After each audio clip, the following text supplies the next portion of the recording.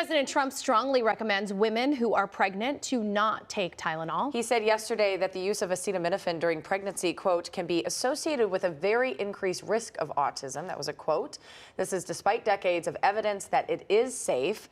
Pregnant women should always discuss any decisions with their own doctors before anything else. But joining us now is Areva Martin, a civil rights attorney and an autism advocate. You know, I know you and I have done so much work, and I know that families with autistic kids, they want answers. Yes. What was your initial reaction to this announcement?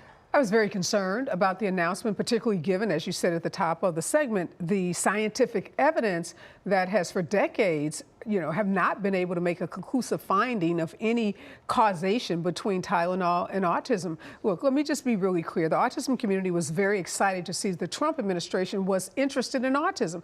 And we thought he was going to dedicate more dollars, more research dollars to credible scientific studies that are already taking place. But yet what we're getting is what many believe to be junk science. We're getting these bold statements, and these statements that suggest that a very simple pain reliever that many mothers have taken for years is now somehow associated with autism, although there is no credible scientific evidence to support that. So this creates more fear in the autism community. It places blame on mothers, which we have fought for decades to debunk the theory that mothers were somehow cold or frigid, or that we did things during our pregnancy that created, autism. Autism, look, is a very complex neurological condition, and scientists will tell you there is no one single answer to what causes it. That is a very complex, multifaceted condition, and that it needs to be treated with that lens and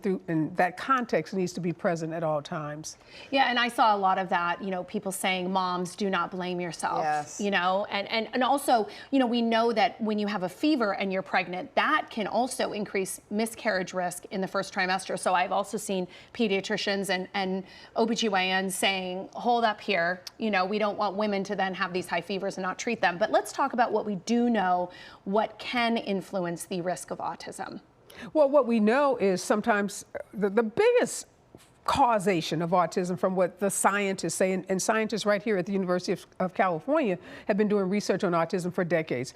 It's genetics. It is a genetic condition, sometimes influenced by environment, can have an impact. But this notion that somehow what mothers do, if they take a pain reliever, if they take something to reduce fever that could have other negative consequences, is the cause. We fought against this in the 20th century when women were blamed for autism. So when you have a Health and Human Services director, when you have a president making these statements that are not backed by credible science, it really creates fear in the community, and it's going to make mothers think twice about taking a pain reliever that may be necessary to reduce fever or to reduce pain.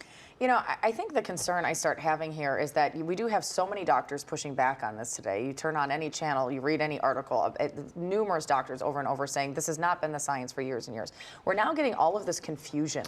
Yes. It's this group says this group says that, this happened. I mean, just in the work that you do in terms of your advocacy and the center that you provide, how confusing is it for people to navigate right now? Oh, it's very confusing, Jamie. I got a ton of emails and direct messages saying, oh my God, did I cause my child to have autism because I took Tylenol? Or is there some big lawsuit about to happen against Tylenol? Should there be a class action?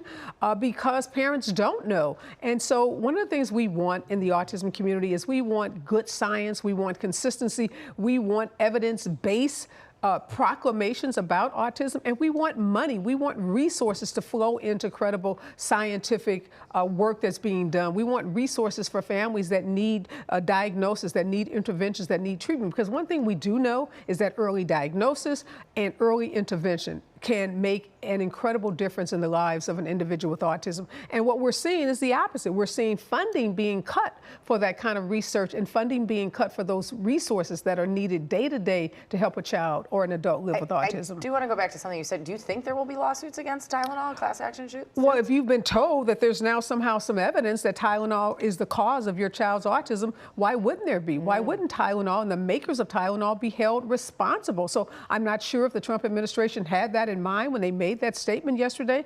But of course, lawyers are going to be thinking and families are going to be thinking. That's the other hat you wear. So that's the other why I wanted to hat that ask I you. wear. Absolutely. If there is some manufacturer of a medication that has caused your kid's autism that you weren't warned about, of course there are going to be lawsuits. All right, Areva, thank you so much. And we also want to say a lot of people love people within the autism community. And I've seen a lot of posts too of people saying, like, we are not broken. We don't need to be fixed. Absolutely. We just need the help that everybody needs when they're facing, you know, a diagnosis. Absolutely. So, Areva, thanks so much for Resources, joining resources, us. resources. Yeah.